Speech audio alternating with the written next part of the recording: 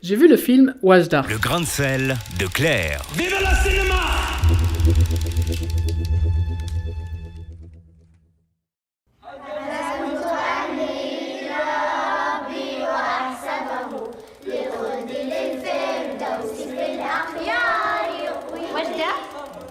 Le film a obtenu le Mur, c'est-à-dire le meilleur long métrage arabe, et il a été réalisé par la première cinéaste saoudienne, Haifa Al-Mansour, qui a 38 ans, et entièrement tourné en Arabie Saoudite, un pays où les cinémas sont interdits. Là-bas, les femmes ne peuvent pas conduire, ne peuvent pas sortir dans la rue sans être recouvertes d'une abaya noire.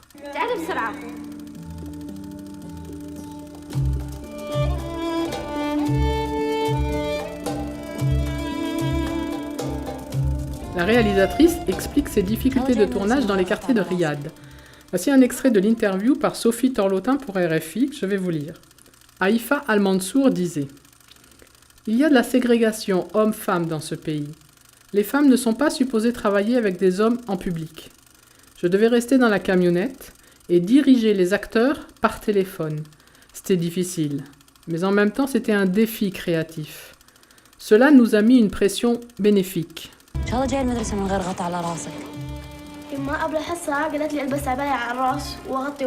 Haifa a pu tourner en étant soutenue par le prince Al-Walid Ben Talal, un membre progressiste de la famille royale. Outre l'aspect divertissant, la vocation du cinéma en tant que porte-parole des idées et vecteur de liberté est réjouissante, surtout lorsque les idées sont celles de Haifa Al-Mansour, engager son pays dans une modernité des mœurs et permettre le choix de sa destinée à tout un chacun.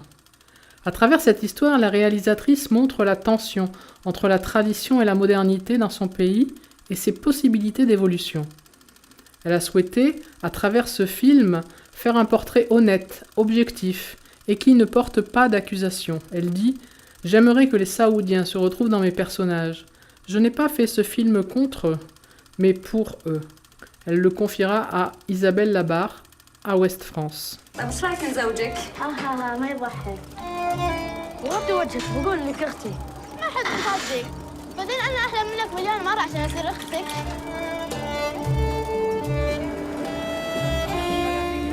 Moi, en tant qu'Européenne ouverte et un peu informée sur la situation en Arabie Saoudite, il m'est difficile de comprendre toutes les références de ce film, tant le poids de la tradition est spécifique.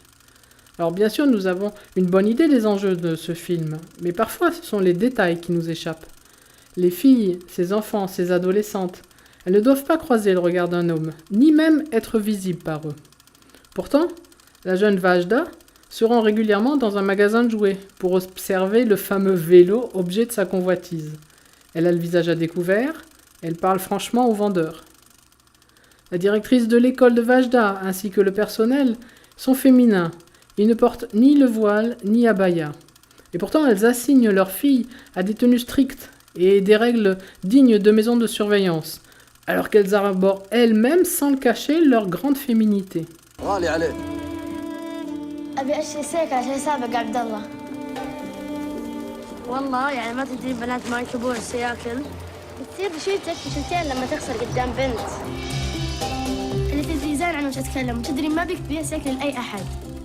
Elle s'autorise ce qu'elle prohibe chez ces jeunes filles.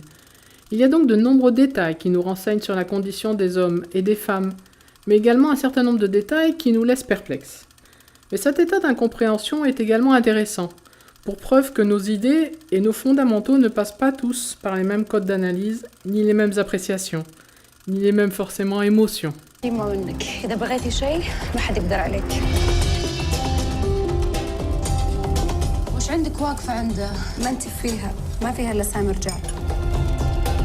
Mais il s'agit de détails, car pour l'intrigue principale, la volonté obstinée de cette petite fille de 12 ans à vouloir un vélo pour simplement faire la course avec son ami Abdallah, cette histoire est universelle. La jeune Vajda n'est qu'une enfant, pas une révolutionnaire, ou alors du moins pas encore. À 12 ans, elle a les mêmes envies que tous les enfants du monde, quand ils ont encore la chance d'avoir des envies. Partager des jeux avec ses amis. Et c'est bien parce que ce sujet est improbablement simple et évident qu'il va permettre à cet enfant de bousculer les codes établis et pousser la réflexion d'un peuple qui commence à s'ouvrir. لا تجي روح حط راسك براس امك ما عندكم سالفه غير العرس يعني شو نسوي فيك الحين نطردكي وكل هذا ليش عشان ما خليك تشتري سيكل Actuellement, le roi Abdallah vient de nommer 30 femmes au conseil consultatif, ce qui est une première pour ce pays. Mais on entend également aux informations une éventuelle loi sur l'interdiction faite aux femmes de partager les magasins avec les hommes le temps de faire leurs courses. On ne peut pas parler du film sans parler du contexte si particulier de son tournage et de son pays.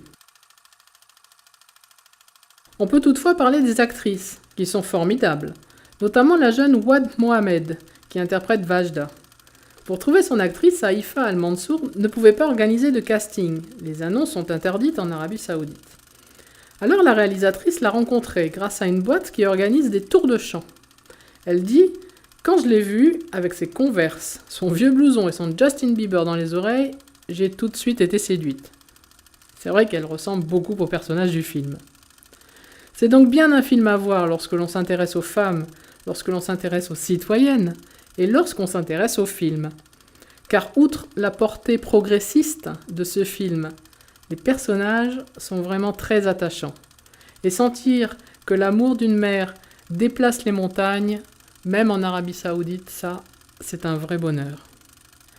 Allez, sur ces bonnes paroles, je vous laisse et j'arrête mon cinéma comme disait papa. Quant à vous, bonne séance. وجدة تدرين بتزوجك لما نكبر صح؟ ابيك تكونين اسعد انسانه في الدنيا Vive la cinéma!